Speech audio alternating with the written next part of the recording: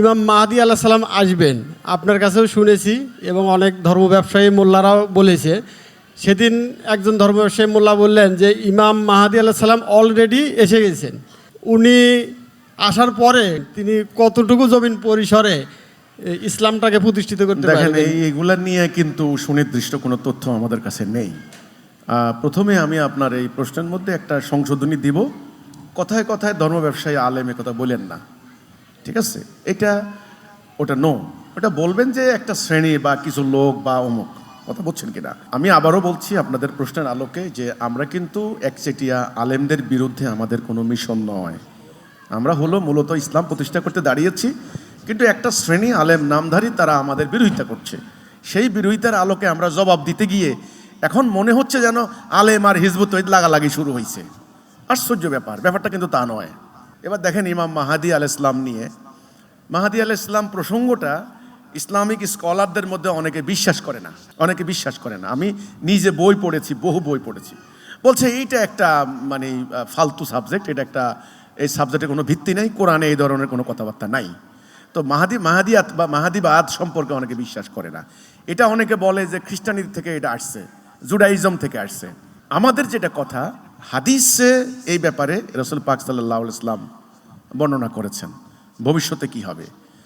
আপনি দেখেন, তাহলে আমি কয়েকটা হাদিস মিলাইয়া বলি, তাহলে আপনি বুঝবেন। কয়েকটা হাদিস বলি। যেমন একটা হাদিস আছে, আল্লাহ রাসূল বলেছেন সময় আসবে ইসলাম শুধু নাম থাকবে। কি থাকবে? নাম থাকবে। ওকে। কোরআন শুধু অক্ষর থাকবে। কোরআন থাকবে না এটা বলা হয় নাই, অক্ষর থাকবে। এরা কার্যকারিতা, ইমপ্লিমেন্টেশন বা এর প্রয়োগ হবে না, এটা পরিষ্কার। 3 নম্বরে কি হবে? মসজিদগুলি হবে লোকারণ্য, সেখানে হেদায়া থাকবে না। শব্দটা কিন্তু কি? হেদায়ার সাথে মাহাদি সম্পর্কিত, রুট কিন্তু এক। আপনারা শব্দের যে মূল উৎস, এটা যারা জানেন, গ্রামার জান, তারা বুঝবেন, এটা কিন্তু রুট কিন্তু এক। হাদি, হেদায়া, মাহাদি এগুলো কিন্তু এক।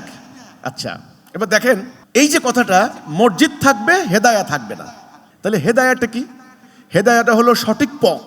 মানুষ নামাজ পড়বে, তাহাজ্জুদ পড়বে, ঘুম নষ্ট করা হবে। রাসূল কিন্তু বলেন নাই যে তাহাজ্জুদ পড়বে না। 5 ওয়াক্ত নামাজ তো পড়বে, তাহাজ্জুদ পড়বে, খেলাখেলি না। রোজা রাখবে, না খেয়ে থাকা হবে, উপবাস। তার মানে রোজাও থাকবে। তাহলে রোজা থাকবে, মসজিদ থাকবে, কোরআন থাকবে, থাকবে না তো বলা হয়নি। খুব মারাত্মক কথা কিন্তু। কি থাকবে না? হেদায়া। কি থাকবে না? হেদায়া। আমি কিন্তু আবারও বলি, একটা গাড়ি থাকবে, গাড়ি আছে, ওকে আছে, চাকা আছে, স্যাসিস আছে, হ্যাঁ, এরপরে রং আছে, বডি আছে, গ্লাস আছে, স্টিয়ারিং আছে, সব আছে, ইঞ্জিন নেই। কথাটা বুঝছেন কি না? ক্লিয়ার? আমাদের আজকের আলোচনার শুরুটা কিন্তু এটা দিয়া।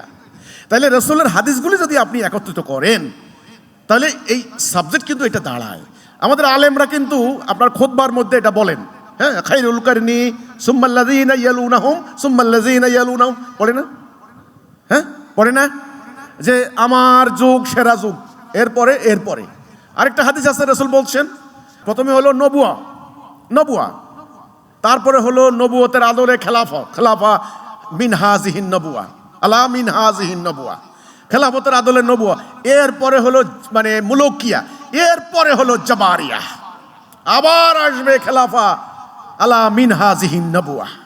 তাহলে রাসূলুল্লাহর এই হাদিসগুলিতেই প্রমাণিত হচ্ছে ইসলামের চূড়ান্ত একটা বিকৃতি হয়ে যাবে। মসজিদ থাকবে, কোরআন থাকবে, নামাজ থাকবে, রোজা থাকবে, হজ থাকবে, তাহাজ্জুদ থাকবে, আলেম ওলামা থাকবে। না থাকলে এ কথা কেমনে হলো যে আমার আসমানের নিচে আমার উম্মতের আলেমরা হবে নিকৃষ্ট প্রাণী, তারা ফিতনা সৃষ্টি করবে, সেই ফিতনা তাদের দিকেই ধাবিত হবে। আলেম থাকবে, জাহান্নাম উদ্বোধন করা হবে আলেমদেরকে দিয়ে। তাহলে আলেম থাকবে, কি থাকবে না? হেদায়া থাকবে না। তখন রাসূল বলেছেন আমার উম্মার মধ্য থেকে একজন আসবেন, তিনি লোকদেরকে হেদায়েতের দিকে পরিচালিত করবেন। এই যিনি হেদায়াটা নিয়ে আসবেন তিনি হলেন মাহাদি। এই যারা এই হেদায়েতে আসবে তারা সবাই মাহাদি, আর তাদের নেতা হবেন ইমাম মাহাদি। আমার এই ব্যাখ্যা যদি ভুল হয়, এই কথাটা আমি কিন্তু এখন তো সোশ্যাল মিডিয়ার যুগ, আমি সোশ্যাল মিডিয়া দিয়ে দেব।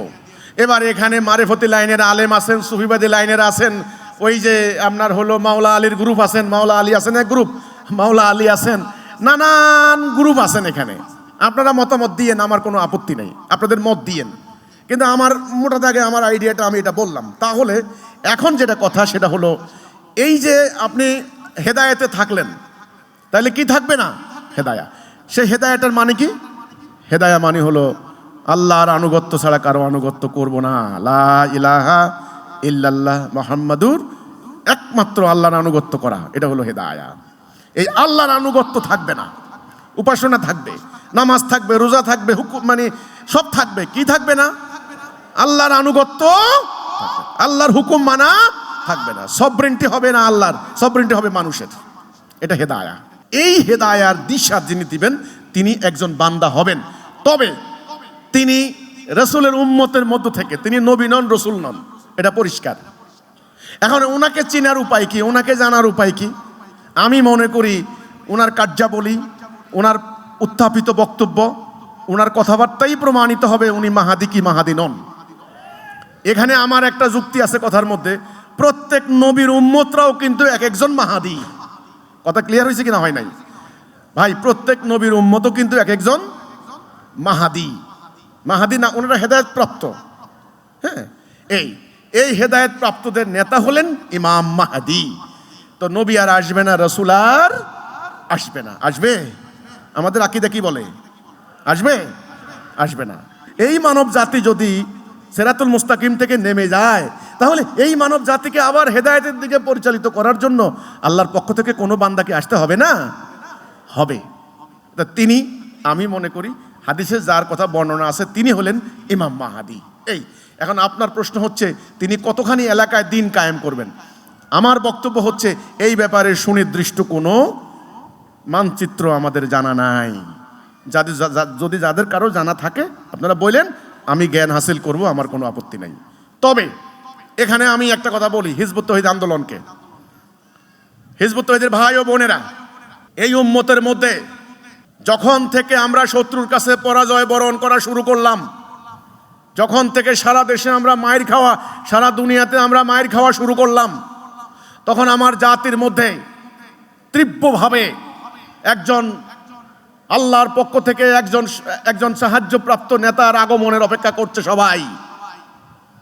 সবাই মনে করছে মাহদী আলাইহিস সালাম কখন আসবেন, ঈসা আলাইহিস সালাম কখন আসবেন, এই তো এসে পড়লেন, এই তো আগামী বছর আসবেন, এটা নিয়ে একটা আশা আকাঙ্ক্ষা আছে না? আছে কি না? আমি মনে করি হিজবুত তৌহিদের ভাই ও বোনেরা, আপনারা কি হেদায়া পান নাই? আপনারা সঠিক পথ পান নাই? আপনারা মুক্তি পান নাই? আপনাদের কি এখন আর এই আশা আকাঙ্ক্ষা আছে? আমি মনে করি আপনারা যারা তাওহীদে এসেছেন, ঈমানে এনেছেন, আল্লাহর দ্বীন প্রতিষ্ঠার জন্য শপথ নিয়েছেন, ইনশাআল্লাহ যদি আল্লাহ আপনার কিসমতে রাখেন, আপনি সবার সাক্ষাৎ পাবেন।